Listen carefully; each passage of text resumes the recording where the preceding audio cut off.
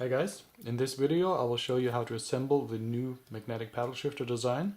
Compared to the old one, this unit is much simpler to build and also much stronger. This one's still using M2 ball bearing and an M2 screw, with this one moved up to an M3 ball bearing or 2 ball bearings in here and then an M3 screw for the axle. Also, the old design relied on pretty exact dimensions or distance between this part right here and the switch, where the new design is just, you don't have to grind anything down. You'll see it during assembly here in a minute. So this is going to be the way forward. The old one is still going to work. I'll leave the plans up. But if you haven't built this yet and you're looking into building a magnetic paddle shifter, I highly recommend that you go with this one. Much easier construction, much easier to assemble, and it's also built tougher. So this is going to last a really long time. Okay, so let's move on to assembly. Assembling the new unit is going to be much easier than the old unit, because the old unit relied on a precise distance between this part right here and the switch, where the new unit, or the new design, simply has the switch on an angle, and then the lever will make contact either way. So this you had to fiddle around a little bit or grind it down, grind this part down to get the fit right. With this one I've built a few demo units and it's worked every time. So this is a really nice design and it's going to replace this design. This works if you're already using them. I'm still using them on my test setup, but the new design is much more, well, it's much simpler to build. Also, it's a little stronger. I'll show you that in a second. So, same thing applies. Once you have these printed, I've done basic cleanup. I've just removed some of those printed noses, the little overhangs from the material. This is the contact area where the lever is going to sit in. Yeah, this way. And you just need to make sure that this works free or moves freely. You have the same thing. You have the layers. If you feel it, if you use your finger, you can feel the different layers. Just grind them down a little bit. Make sure it's smooth. Pay close attention to this side, and then the front edge. The inside right here is recessed a little bit, so it shouldn't be a problem. So it's just this part right here, the front, and then the same on the other side. I'm going to put a piece of paper beneath it because it's going to be a little bit of plastic dust. Let me move up here. And from here it's just sliding it down.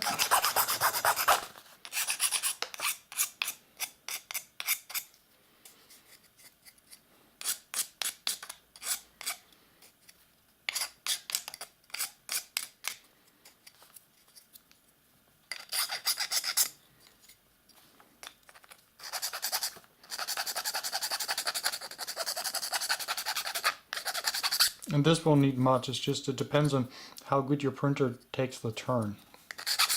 And sometimes you just have a little bit of extra material right on that spot. Yeah, there we go. So it's good.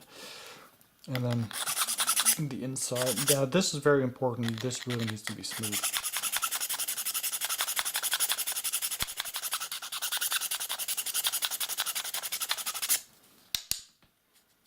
Yeah, very nice.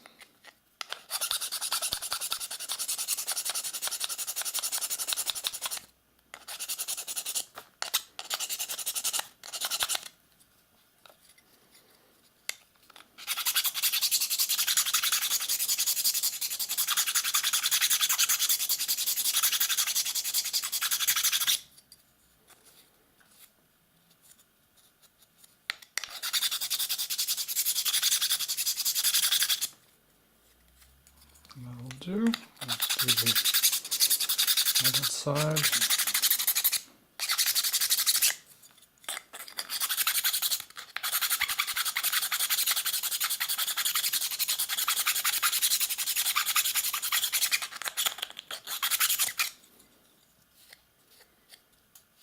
That's better.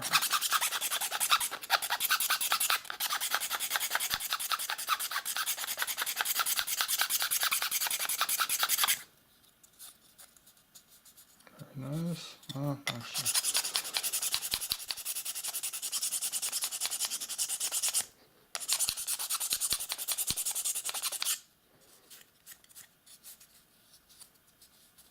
Very good. That should do it. Oops. Make sure this is flat. Yep, that works. Okay, now same thing for the lever. Make sure that this side and this side is flat and smooth. So I'm just going to go over here a few times.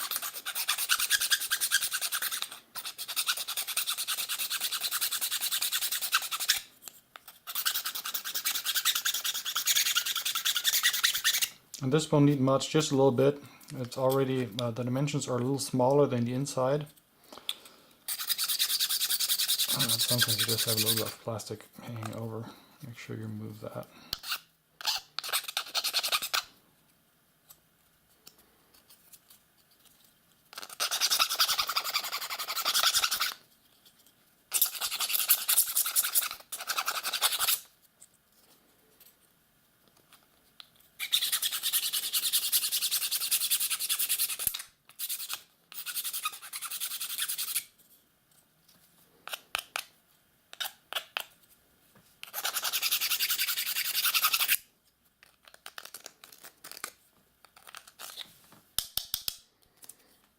Okay, as you can see, it's not much, but just a little bit.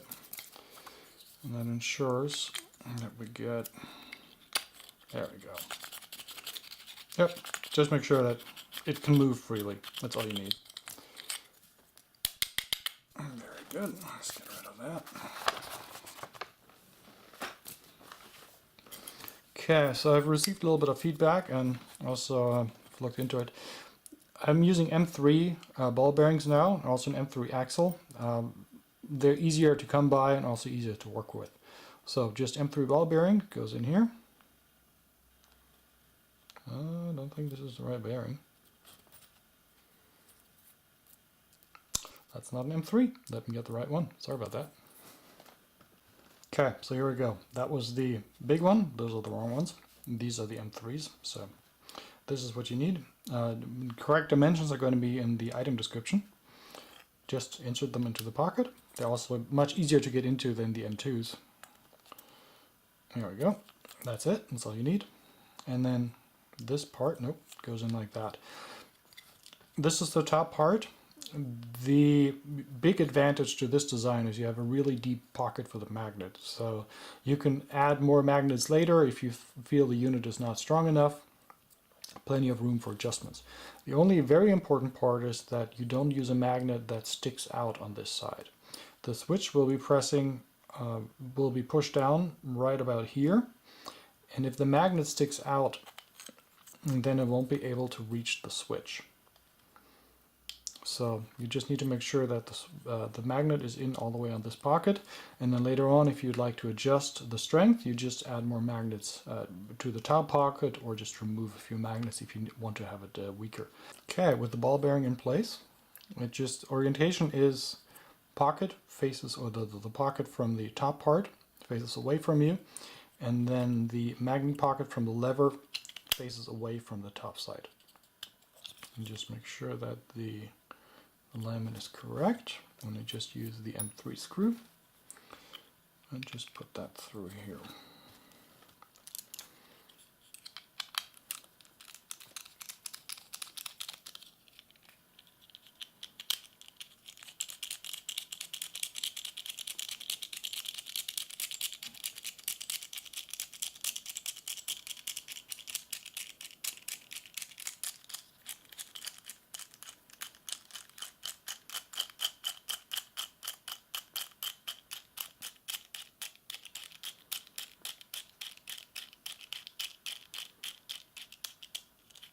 Okay, and you'll see on this side it just comes out enough for a locking nut.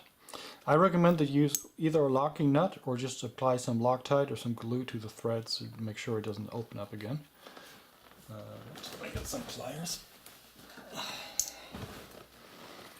we go. And only tighten the nut enough so it engages the threads. Do not tighten this, because you don't want to pull this together. This just needs to stay in place, nothing more. Just a few turns. There we go, hand warm, that's about it. Yep, that's a bit too tight. Make sure this can move freely.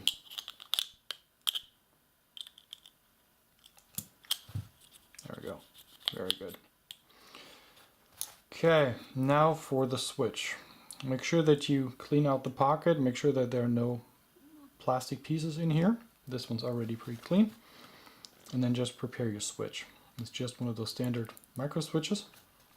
Attach your wire to it, and the wire guide runs out through the back. You can either, depending on how you're going to mount it, if you're going to use my wheel button box, then the wire needs to come out the back. So let me just get the wire in here. Yeah, one at a time is going to be easier.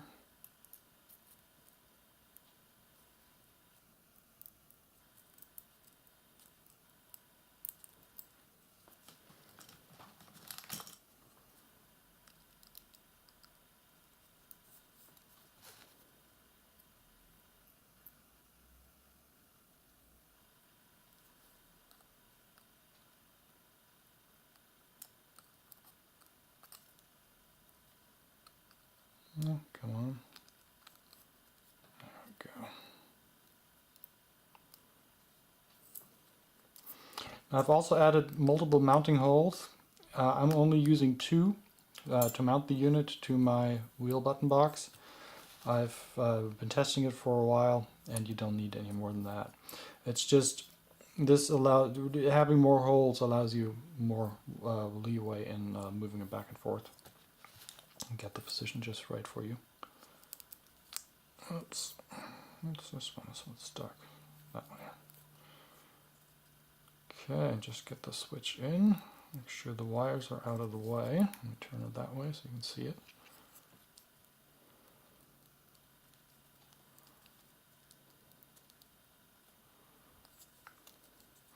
Make sure you get the switch in straight.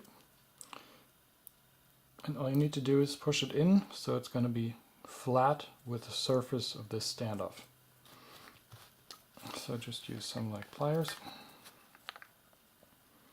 and carefully push each side in until it's flat.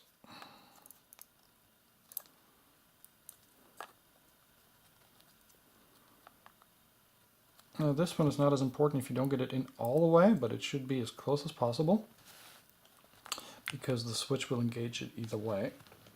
Let's just get some more pressure on it. There we go. That's good enough. That's a nice thing about this design. There we go. It's pretty much all the way in there. Now, the way this goes together is the angled part, the higher part, goes towards the back. So this just fits together like this. And you can already hear it. It's working. It's engaging. So I'm going to put just one magnet down the bottom. Like I said, just make sure the magnet is in all the way. This is the only thing you got to watch out for. It cannot stick out over the top. It has to be in the pocket. And make sure you have the orientation right. There we go. It's already working. And then once you have this part down, and now you can adjust the strength by just adding more magnets to it. Very nice. And I would suggest that you add enough magnets so you cannot push it down. Like, you don't want to do this. You shouldn't be able to do what I'm doing right now. You want enough strength so as soon as you apply enough force to break the bond, that it automatically pushes down all the way. This just ensures that you shift every time you activate the lever. This is too weak right now because you can actually slowly force it down. Let me get the demo button box. I'll show you what I mean. This is the new wheel button box. Don't worry about this, it's not attached to the back yet. This is where I need the second shifter for, but I already prepared this one. And this one has enough magnets in it that as soon as you break the bond, it clicks. I cannot just slowly push it down. Where this one is a little weaker setup right now, and I can just slowly move it down. And this is the proper setup. Add enough magnets so it just breaks clean, and you have no choice but to shift or to activate the button inside. And that is a really nice strength, works really well. So, but this is not about this. There's going to be another video explaining the unit and then how to assemble it. But it's working really nice. Okay, so yeah, with this all in here,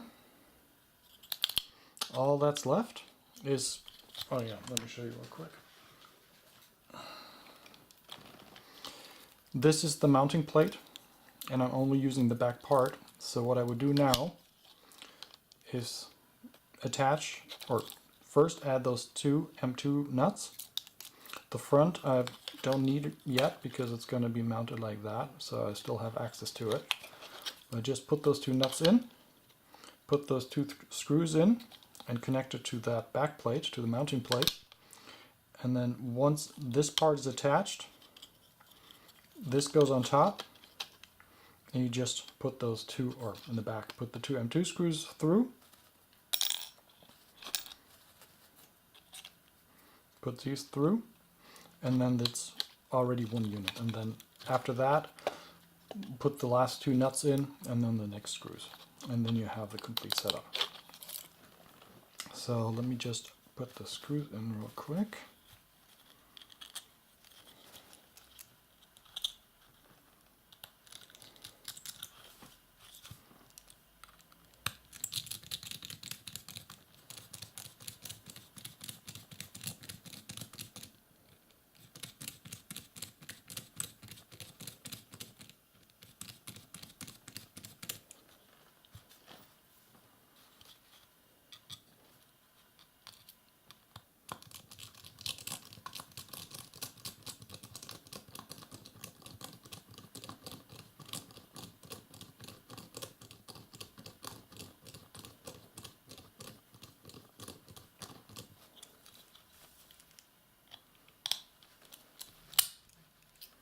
Whoops, careful with those magnets, they are very strong. Oh yeah, great. And parts, not now, let's just leave that one out.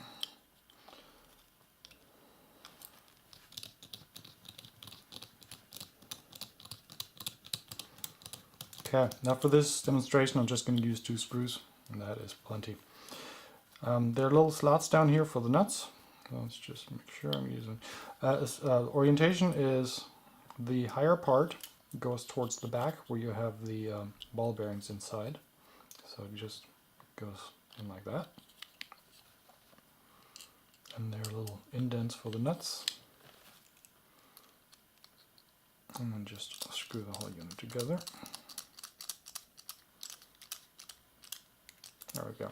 And it's just long enough so that the head goes in, but nothing comes out the bottom. So it'll sit flush on wherever you're going to mount it to.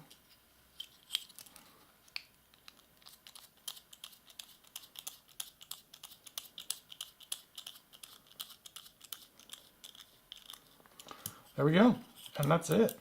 Oh, I've removed that magnet. It came out. Put that back in. Is that the right way? No, this is the right way. Okay, now at this point, working unit. So you can see the assembly is much simpler and much quicker than the old design. Putting this together took much longer. This is much simpler. And now what you can do is adjust the force. Now what I recommend, this is too soft, because you can still slowly press down the switch or the lever without actually engaging the switch. So for that, the pocket is deeper. So what you can do is when you order those magnets, make sure you get a couple of them. You can just add another magnet to it. Be careful, insert them carefully because they have a lot of force and you don't want them to slamming together too hard. And then just push them in all the way. Oh, can use another one.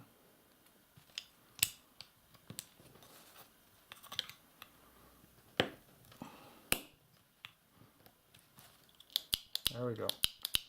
And now it's strong enough that there's enough force, but it takes me more effort to push it down.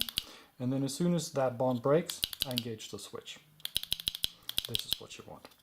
So that is. This is the new design. This is going to replace that because it's much simpler to build it. And also it's stronger because it has the M3 axle where this one is just an M2. Now, the other units are still working, but this is just overall because the design is much easier to build. This is going to be what I'll be using for my wheel button box. So, but this is just a quick update or just a quick guide on how to assemble this new unit, since I've already made a video how to assemble this part. So this will replace that. And going forward, I will, if there anything needs to be changed, I'll be developing this part further. But I've been testing it, and the way it looks and feels, this is probably going to be the final version. One more thing that you can do to ensure that it lasts a really long time, what I would do is, the switch is sitting right down here, and maybe, I don't know what will happen over time, I'm talking about a year or two, maybe that switch would get pushed down a little further into the slot, and that could create some problem shifting. So what I'm going to do is I'm going to fill this slot with hot glue before mounting it. So that just ensures that the switch cannot be pushed down any further. It'll stay right there, and I don't know if, yeah, you can see it on camera. It'll ensure that the position will always be the same. Maybe it'll move down a little further, but not far enough to stop working. Let me here show you if I get it, you can see it. And there it goes, it clicks. And it should never move further down, or well, it can't move further in than this top part, but the plastic might change over the years, or depending on how long you're going to use it. I'm planning on using this for a long time, so just to make sure that I have good reliable operation, I'm just going to fill this with hot glue before I mount this. But that's it. Next update will be once it's on the wheel button box, and then I'll show you the whole unit working. So stay tuned.